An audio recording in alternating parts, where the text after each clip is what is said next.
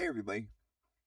In today's show, we're going to be talking about the Supreme Court blocks the ruling forcing the Trump administration to pay for food stamps, partial or full benefits. And we're going to be talking about Elon Musk. He's going to invent a new super mega chip and take over the world. Yeah, we all know that was coming. And finally, we have New York Civil Liberties Union is suing Trump on behalf of the backdoor Africans, I think it was, for arresting people on the way to a court hearing.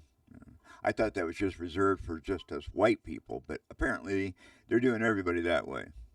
But we'll be just talking about that and more right here on America's First News and Commentary. And don't forget to hit that like and subscribe button. It'll help other people see my show and help my show grow. All right, let's get into it.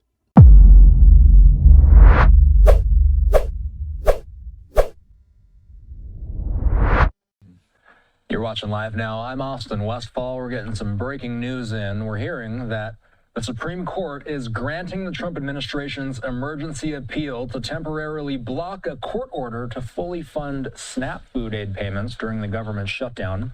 We're hearing from the Associated Press that a judge had given the Republican administration until Friday to make the payments through the Supplemental Nutrition Assistance Program, or SNAP. But the administration asked an appeals court to suspend any court orders requiring it to spend more money than is available in a contingency fund, and instead allow it to continue with planned partial SNAP payments for the month. After a Boston appeals court declined to immediately intervene, Supreme Court Justice Ketanji Brown Jackson issued an order late tonight pausing the requirement to distribute full SNAP payments until the appeals court rules on whether to issue a more lasting pause. You know, and I'm going to stop you right there. The strangest thing is, Ketanji Brown, how would I know what a woman is? I'm not a biologist. Jackson, Supreme Court Justice, I think was a Biden appointee, has been on the wrong side of every discussion, of every decision. She has been fighting the Trump administration or anybody who is not a woke radical on the left. And now the fact that she has stepped up and blocked this ruling against the Trump, she's just doing her job, really, because these lower level, tyrannical black robe, inferior civil federal court judges, they have no ruling. They have no jurisdiction over the executive branch of the government. That is a separation of powers. The judicial branch is in charge of discerning the law, not enforcing the law, and they certainly are not prosecutors of the law. You can't just decide, oh, you know what, we're just going to do this. That is not how that works. At any rate, kudos out to her for coming forward and not giving him a problem, because that is the ruling. That is the correct ruling on it. That the Supreme Court is granting. A judge had given the Republican administration until Friday to make the payments through the Supplemental Nutrition Assistance Program, or SNAP. But the administration asked an appeals court to suspend any court orders requiring it to spend more money than is available in a contingency fund, and instead allow it to continue with planned partial SNAP payments for the month. After a Boston appeals court declined to immediately intervene, Supreme Court Justice Ketanji Brown Jackson issued an order late tonight pausing the requirement to distribute full SNAP payments until the appeals court rules on whether to issue a more lasting pause. Jackson handles emergency matters from Massachusetts. Her order will remain in place until 48 hours after the appeals court rules, giving the administration time to return to the Supreme Court if the appeals court refuses to step in. The food program does serve about 1 in 8 Americans, mostly with lower incomes.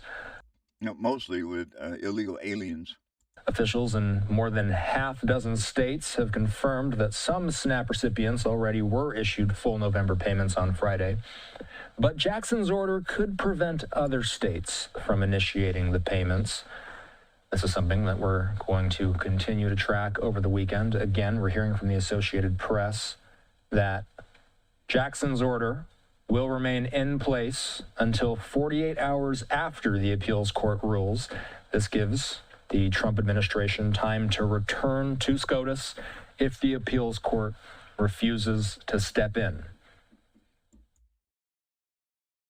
Yeah, and once again, the lower level federal courts, they don't have the jurisdiction, or they don't have the authority to tell Trump what he has to do. And besides that, the Congress has the power of the purse. And the reality of it is, the Democrats, they're getting much more leverage every day this shutdown goes on. The more pain you feel, the more leverage they get. And that's how they see it. At least that's what they said. It's exactly what they said. The AP, by the way. Hold on. Let me figure out what's going on. Saying that the court has been wrangling prolonged weeks of uncertainty for Americans with lower incomes. One person can receive a monthly maximum food benefit of nearly $300. A family of 4 can get up to nearly $1,000, although many receive less than that under a formula that takes into consideration their income. For some SNAP participants, a lot remains unclear. So we'll continue to report on this as the weekend progresses and as we head into early next week. You know, nobody should be receiving $1,000 for food stamps. Nobody. I eat just as much as the next person, and I know how much my kids eat. I have 3 kids.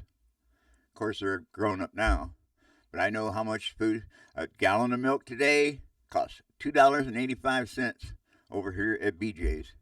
And back when the kids were little, it was $1.98, $2.10, something like that.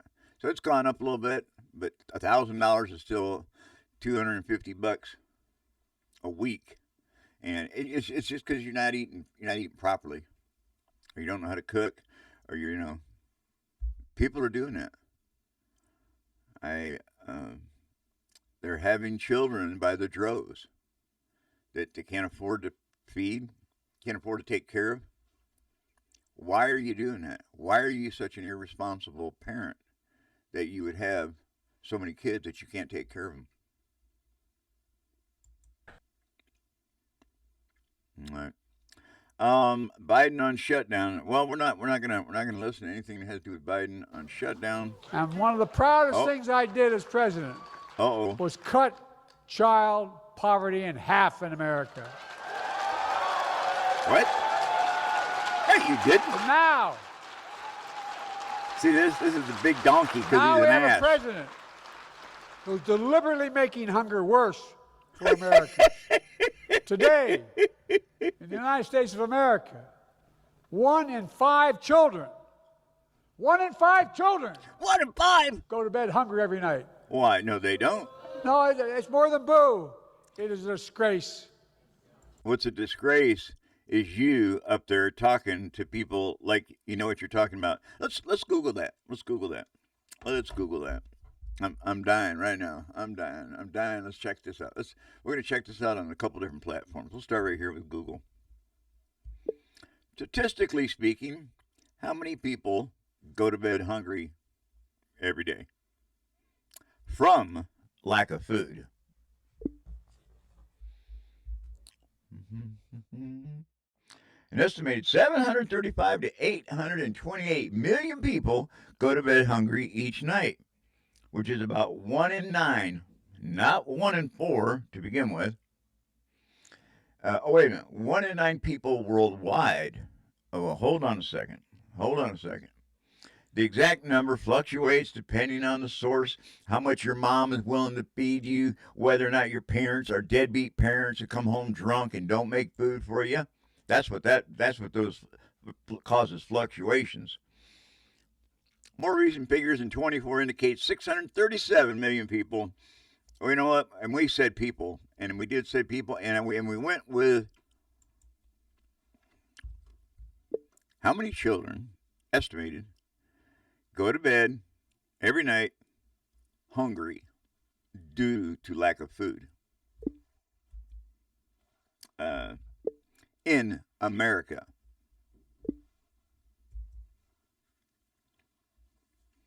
An estimated 13 to 14 million children go to bed hungry or are food insecure. That's an anxiety effect, I think, meaning that they don't have consistent access to enough food. This figure indicates that roughly 1 in 5 children in the United States faces food insecurity. Definition: food insecurity is defined by USDA as lack of inconsistent access to enough food for an active, healthy life. This can mean skipping meals, experiencing uncertainty about the next meal, or not having enough nutritious food. Causes: the reasons for children's hunger are varied and often include a parent's inability to afford groceries due to factors like low income, job loss, or high living cost. And they left out alcoholic abuse, drug addicts, loafers, straight out numbskulls, people who are inefficient. The impact: hunger in childhood can impact a child's health, education, and future opportunities.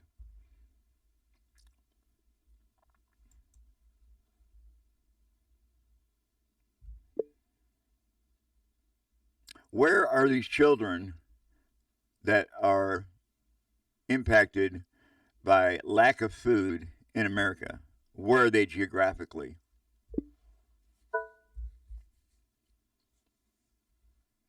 States like Missouri, Louisiana, and Arkansas, which have some of the highest rates of child food insecurity. Other states with high rates include Kentucky, Texas, Oklahoma, and rural southern communities being disproportionately affected.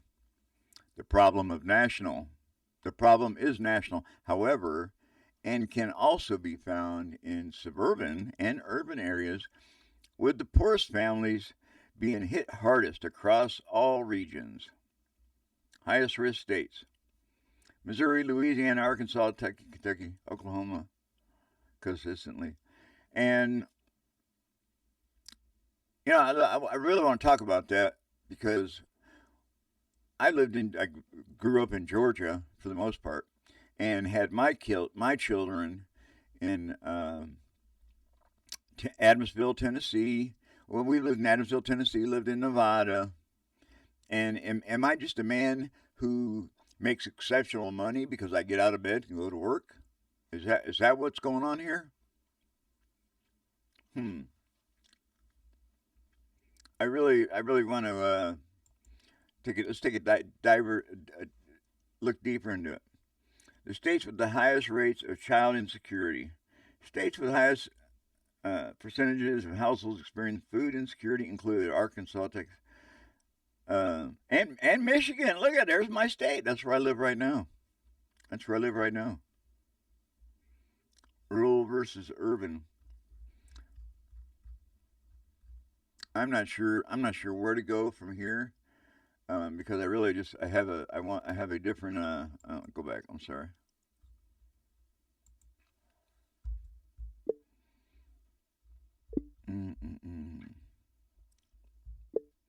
How are these statistics acquired, and who is collecting them?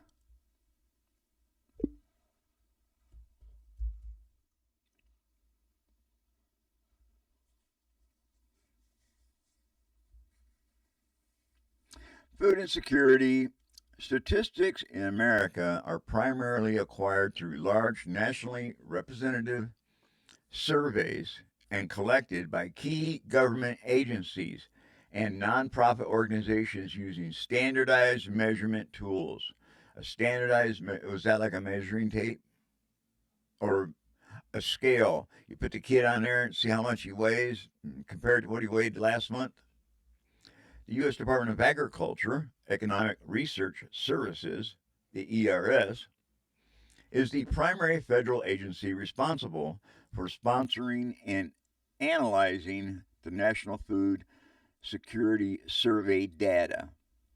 They publish an annual report, Household Food Security in the United States, which provides the official national and state level statistics.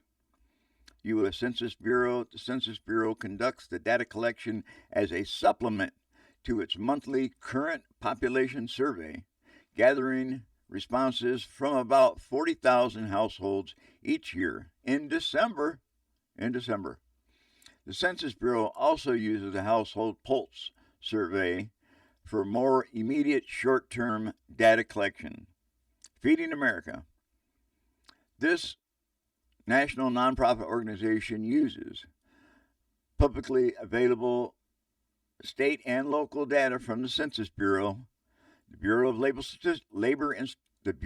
Labor Statistics, and other sources to conduct its annual Map the Meal Gap study. This study provides crucial estimates of food insecurity at the local, county, and congressional district levels. How's this data acquired? I'm assuming they go around and they go around and knock on doors.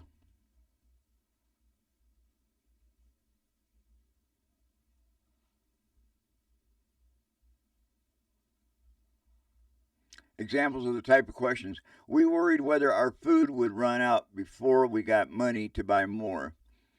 So what kind of questions are these? These are questions, are they asking children? Because I'm going to tell you right now, the children in America today, at least those in the far left family households, especially those, are worrying about things they shouldn't have to worry about. Worrying about things they don't need to worry about.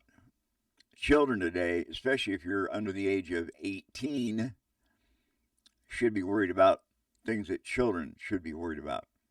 Not whether or not they have enough food to eat, or whether they're going to run out of food before they get more money to buy more food, or more food stamps to buy more food. No. In the last 12 months, did you ever cut the size of any of the children's meals because there wasn't enough money for food? I don't even understand what these questions mean. I mean, I understand what they mean. Who came up with the question? Of course, once again, maybe I'm just one of those lucky people who got out of bed every day and went to work. Is that what happened? Maybe. Maybe we've just been blessed by having a father that's not a lazy sack of potatoes. In the last 12 months, were the children ever hungry but you just couldn't afford more food? You know, you can afford a pack of cigarettes. Those people, they can afford a sack of weed. Those people. Responses to these questions are used to place households on a continuum of food security, with high food security to very low food security. The data is then analyzed by the ERS to produce the official annual estimates used by researchers and policymakers. Yeah, they're missing those few things. We're going to check some anti-statistics on that. Statistically speaking, in America, what's the obesity rate for both adults and children?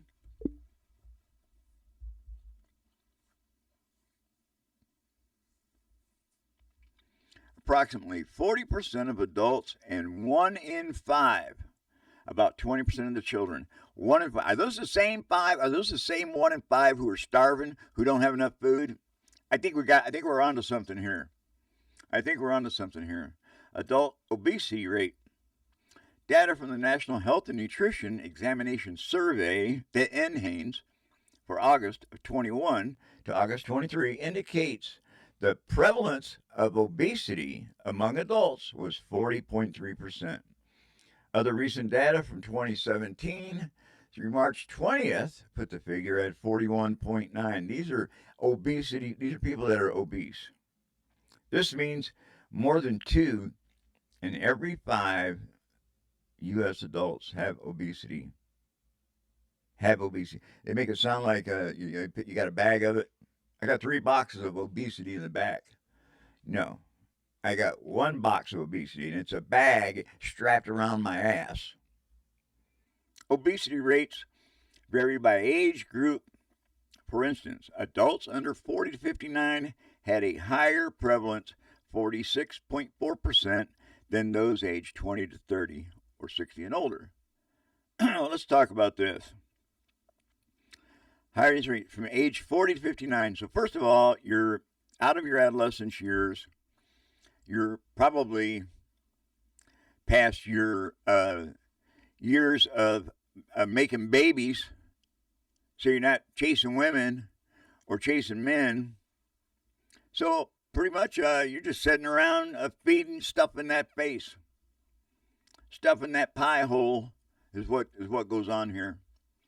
There are significant differences in obesity rates based on race, ethnicity, and education level, with non-Hispanic Black adults having the highest prevalence, around 49.9 in some data, and Asian adults having the lowest. So, non-Hispanics is significantly lower. Oh, wait a minute. Let me read. I can't even read. There are significant differences in obesity rates based on race and ethnicity and education level. With non-Hispanic Black adults, so if you're Black but you're not Hispanic, adults having the highest prevalence, around 50%, and Asian adults having the lowest, around 16%. We're talking about obesity. So if you're a Black non-Hispanic, there's a 50% chance that you're obese. Is that where the term "your fat black ass" came from? I mean, really, is that where it came from? The adult obesity rate has significantly declined to 37% in 2025. Look at that. Is that because we got the Ozempic shot? Oh, that's because the food stamp's been held out for 30 days. Now they're all starved. They all lost a lot of weight. According to a recent Gallup poll, a statistically meaningful decrease. Childhood obesity rates among children and adolescents, 2 to 19. Then that's not a group. You can't say 2 to 19. It's like 2 to 6-year-olds, 6 to 12-year-olds. The children grow in different stages. I mean, I'm not a college graduate. They don't seem to realize this. Well, no, I'm looking down here and it shows it right here. Here we go. 2 to 5, 6 to 11. Yeah, this looks right here.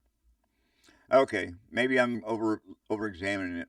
I didn't give it a chance. Among children and adolescents from 2 to 19, the obesity prevalence is nearly 1 in 5, approximately 19.3%. And once again, that's 1 in 5 who go to bed hungry. So these same little fat puckers are going to bed hungry because they just can't eat enough.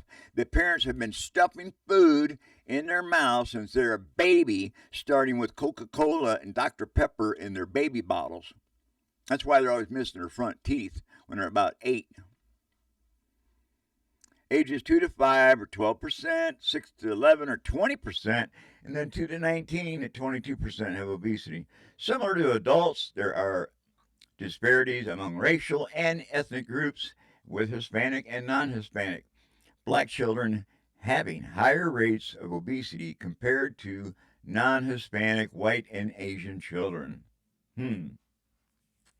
More detailed statistics and data can be found on the CDC's Adult Obesity Facts and the Index Overweight and Obesity Statistics. So, like I said, America doesn't have a starvation problem. It has an obesity problem. But if you're an obese 8-year-old and you eat, equivalent to 3 Big Macs for dinner, 2 Big Macs for lunch, and a Big Mac or 2 for breakfast, and then snack all the ways in between, yeah, you're going to go to bed hungry. And it's not about being out of food. It's about not being able to eat constantly while you're awake. Eventually, you just get tired and fall over and go to sleep. So you're hungry, and you wake up starving. You know what I mean? That's the kind of thing that is. What are the trends in the U.S. adult obesity rates? I don't care. What does obesity prevalence differ by sex? let's take a look at that. How does it differ by sex? Adult obesity rates by sex and race ethnicity based on the data from the National Health and Nutrition Examination Survey, the NHANES, for 2017 to 2020. The prevalence of obesity among adults varies considerably across different groups. Non-Hispanic, Hispanic, overall prevalence. Now this is obese. Look at this over here. Non-Hispanic blacks. Are you telling me that there's more fat black women than there are fat black men? Uh-huh. Is that a real thing? Uh-huh. You don't need TikTok on your phone to see that. Uh-huh. Hispanics, 45% to 43%. They're pretty neck and neck. Non-Hispanic white people, 44%, 39%. A little less. A lot of fat white dudes. And it's not quite as many as Hispanics, but non-Hispanic Asians, they're skinny. Why is that? Non-Hispanic black adults have the highest overall non-Hispanic. Let's Hispanic boys and girls, childhood obesity rates, sex, and age. Hispanic boys and girls generally have higher rates of obesity, found around 21 to 23%. Is that because they get because they get more food stamps than the white kids? Is that what that is? We know they do. We know they do. So it's, I'm just asking. I'm posing the reality question to that. Non-Hispanic black girls have a particularly high rate, with more than 2 in 7, over 29% having obesity. Non-Hispanic, little fat black girls. All right, you know what? I think we've had enough. We beat this down pretty good. I don't think we're gonna talk anymore about this one here. What do we got here? All right, let's go here. Hold on, we're gonna go here. Let's get this one right here.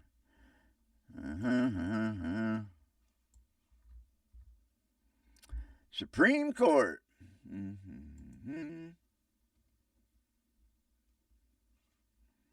Let's see if I can do this right. Let's see if I can do it.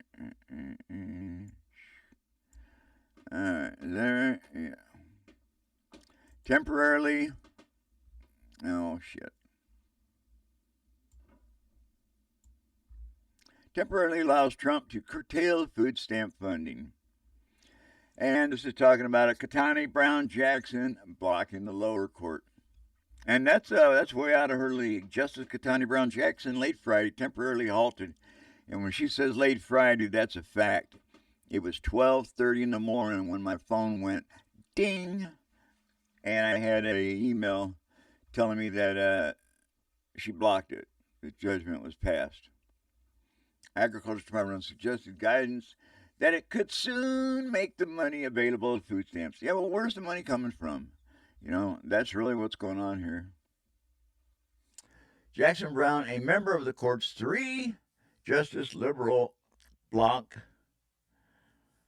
who has spoken forcefully against many of the Trump administration policies. Oh, here you go. Issued a decision on the stay because she is responsible for emergency applications from that region of the country.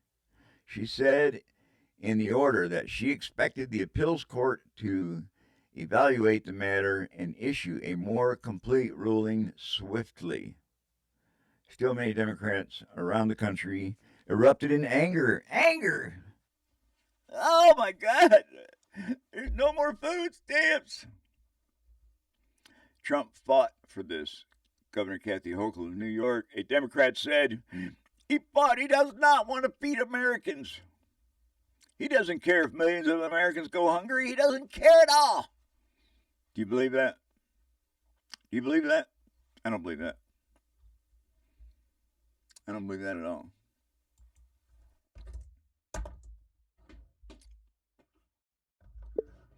Elon Musk and his super duper mega chip.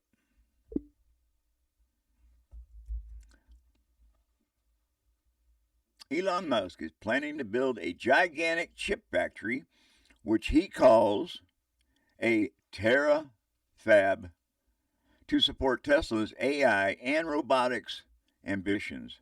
The term super duper mega chip, I thought I just coined that phrase. Super duper mega chip does not appear to be an official name, but it reflects the scale of the project, which aims to produce chips that are cheaper, more power efficient, and optimized for Tesla's AI software. He also mentioned that Tesla would consider partnering with companies like Intel for manufacturing. The need for a gigantic fab, we're talking about fabrication factory, Musk stated that even with the best case scenarios from suppliers, the TSMC, that's Tesla something mega chip, TSMC, and Samsung, they still cannot produce enough chips for Tesla's needs in self-driving cars and humanoid robots. Yes! We're getting them! We're getting robots! James, yes, could you make me lunch, please? Thank you. It's going to be like that. We're going to see it. We're going to see it. Project scale. The proposed facility would have an initial capacity of at least 100,000 wafer starts per month. What is a vanilla wafer? What are they talking about? With a long-term vision of building 10 such fabs with a combined capacity of 1 million wafer starts per month. 1 million wafers. Chip characteristics. The new chips would be inexpensive and power efficient, using about a third of the power to a comparable NVIDIA chip as a fraction of the cost of manufacture. Holy, you better buy some Tesla. Potential partnerships. Musk has mentioned considering partnerships, including with Intel, to help with the project. Current situation, Tesla currently outsources its chip production, but is developing its own A15 chip, or is that an AI5 chip, which is more performant than previous generations had explained. Musk plans Tesla Mega AI chip mules potential Intel. November 5th, 25, Musk, who often talks about this vision for the company in abstract terms, did not offer details on how much a fab would cost.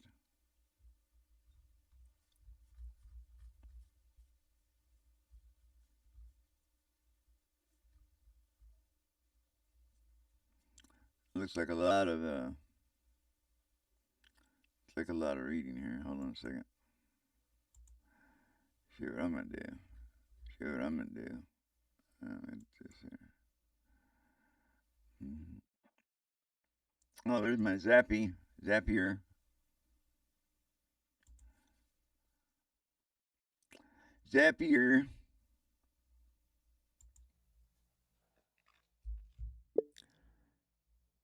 Elon Musk super chip.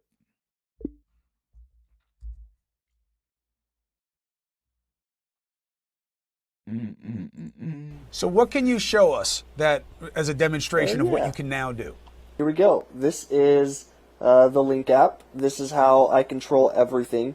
This is the app that they've uploaded onto my computer that lets me control the cursor. This is my devotional that I've been reading all the time, every day. And then this is me playing chess. So wait a minute. You're moving the cursor. You're moving the cursor, Nolan, just by thinking about where you want it to go, or is it your eyes? No, it's just me thinking about wherever I want it to go. Oh, man. So Yeah, you're not so- even tracing it with your eyes. You're just looking at it. Nope, I can move it, and I can move the cursor around, whatever I would like to do. I don't have to be staring at it at all. Yeah. I mean, it's amazing. There's not even words to describe Yeah, there's not even words to describe how amazing this tech is. So what can you show us? Oh my God. When I find myself in times. Oh my gosh. This is crazy or what? What happens if someone ultimately does get a Neuralink installed? What will take place? So you basically take out a chunk of skull, put the Neuralink device in there that has a battery and a Bluetooth and an inductive charger. Insert the electrodes. So the electrodes are very carefully inserted, avoiding, and any veins or arteries. You stitch up the hole and you just have like a little scar, and that's it. And you wouldn't even know that somebody has it. It could, in principle, fix almost anything that is wrong with the brain. You could also save state. And Save state? Save state, like save your brain state, like a saved game in a video game. Whoa. And restore that state into a biological being if you wanted to in the future. In principle, there's like nothing, like from a physics standpoint, that prevents this. Now, you'd be a little different, but then you're also a little different when you wake up in the morning from yesterday. What happens if someone ultimately does get a Neuralink installed? What will take place? So you basically take out a chunk of skull, put the Neuralink. Is that crazy? Is that crazy or what? Elon Musk, that's my man. Man. There he is.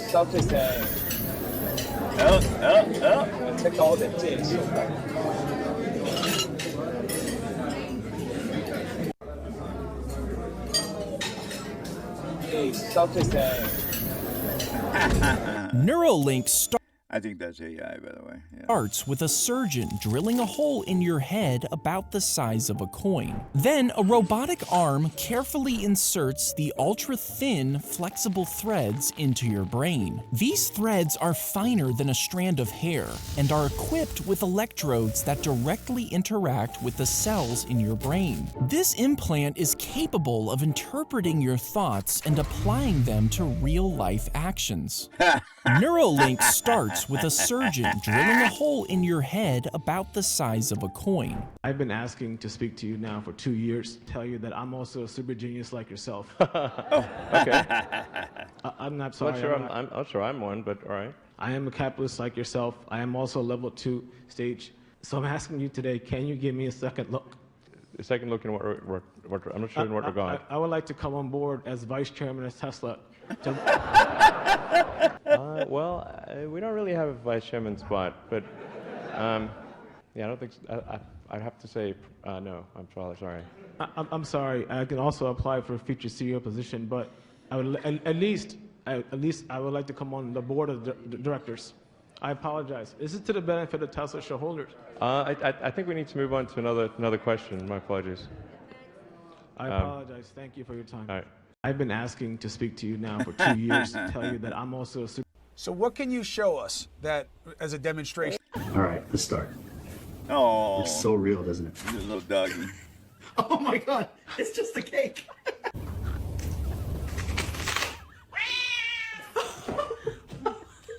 Oh my goodness, it's okay, this is just cake. That tail is fast. I felt that air.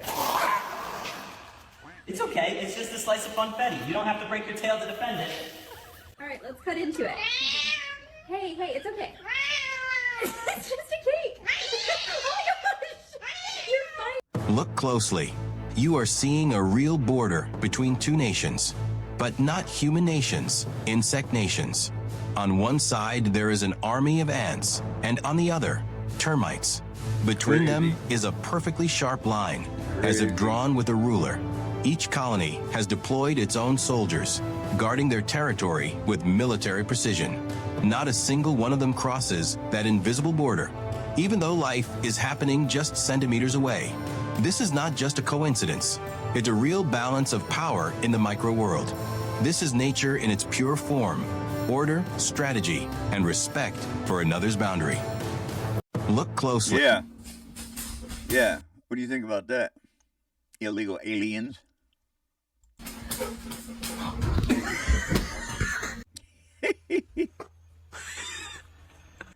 I don't know what that was. Where's this,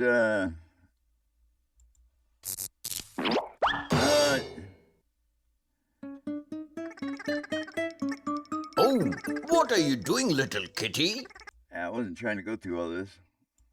Neuralink Elon Musk's brain chip company recently pushed back on claims that it violated animal welfare laws a few years ago while testing on monkeys. This year, the company plans to test on human subjects. But when it does, what would this major step mean for brain implant science? Academics like me have conducted clinical trials in people with brain implants. Dr. Paul Neuralink is a professor of bioengineering and neurosurgery. He directs the brain interfacing laboratory at Stanford. For about 20 years now. Academic research brain implants, up until this point, more or less, have almost exclusively been with wires. The difference that the N1 has, that the Neuralink, it's fully implantable, it is battery powered, it is wireless. All of this is being done over Bluetooth protocol. Let's dive into the science behind Neuralink to understand how exactly human brain chips work. Wow. The science behind how these implants work. Okay, I'm sorry. We're gonna alter this show here a little bit. I had no idea we were gonna stumble on this, looking for Elon's new mega chip. Work is not that different from how you would go about trying to measure the energy from a AA battery. It's the same principle that we're doing with these brain implants. This is called neuroelectrophysiological recording. When you move your arm to the right, certain sets of neurons are activated in a certain pattern. Listening in to that activity and that pattern, you can predict very quickly which direction the arm is going to move. These are the neurons that are directly wired to your muscle. Unless that pathway from the brain to the spinal cord to the muscle is damaged, the way it is in patients with paralysis. That pathway is damaged, then the neural signals, the signals from the brain, aren't going to get down to move the muscles. But in many cases, the signals are still present in the brain. They're just not getting out. So if you reach in and put something that listens in to those neurons, then you know what's happening to the muscle. And that's the goal of a brain implant. Now let's look at a timeline of brain interface breakthroughs over the years. Scholars have long been interested in how the brain works, so it's important to view these new developments at Neuralink as a culmination of breakthroughs by brain-machine interface researchers, especially in the last few decades. For example, in 2002, the first demonstration of real-time cursor control in monkeys took place. 2008, a monkey controlling a robotic arm in 3 dimensions fed itself. 2012, the first brain-controlled robotic arm by a human. 2017, a human controlled a cursor mentally to type out words and sentences. Dr. Neuralink was part of this study, as well as the one in 2018, where a human subject mentally controlled a tablet to do things like browse the web, send emails, and play games or music. Crazy. All of that's been done with a couple hundred electrodes. But in 2019, Neuralink, a private company, changed the game when it unveiled a pig named Gertrude with a wireless implant that monitored about 1,000 neurons. The neurons are like wiring, and you kind of need an electronic thing to solve an electronic problem. That was a very interesting moment because it signaled to the community that they're serious, they're investing, they're building hardware from scratch, and they're putting it in large animals. For the pig, the electrodes were implanted in somatosensory cortex, allowing them to measure sensory activity, like that of taking a step. Every time that that particular neuron they were listening to fired, you would hear this little pop or click from the audio channel. And so the moment I heard it, right, it's like, oh yeah, they got neurons. You just recognize it instantly. You know what neurons sound like if you've been listening to them for decades. And that's what they were communicating, right? They were telling the field, we've got neurons, pay attention. And overnight, it seemed the industry took notice. Then, in April of 2021, Neuralink released the so-called Mind Pong video. Pager was the name. It's a rhesus macaque, which is, the type of monkey that is very commonly used in this field. Implanted with 2 of the N1 devices, the Neuralink devices, performing brain control of a cursor on a screen. That's extremely significant because here, Neuralink is showing their new hardware, their new device in their hands, works in a monkey. That's the level that's necessary to convince the scientific community, to convince the FDA that you're ready to go into human clinical trials. That's the evidence the FDA is looking for. The recording power of the N1 device in Pager was eye-opening because of the sheer number of individual electrodes that had been implanted. There was definitely a lot of clever engineering that went into that to build a device that can transmit 2048 electrodes worth of spiking information, right, of digital ones and zeros of spikes over a radio wirelessly. And Look at when you that have monkey that many playing that channels, game. the performance that you should be able to get should eclipse what we've been able to do in the academic field. The maximum number of electrodes I've ever recorded from is 2 to 300. So with Wait, all see those her head electrodes, plugged in? how does a device like the N1 get implanted? Electrodes I've ever Look at her head recorded right from there, it's is plugged in. 2 to 300. So with all those electrodes, how does a device like the N1 get implanted in a subject's brain? Make no mistake, this is neurosurgery. It is. This is neurosurgery. Listen, everybody, I hope you enjoyed the show. Hit that like and comment. Give me some input. And let me know what you think about this Elon Musk thing going on. Is this crazy or what?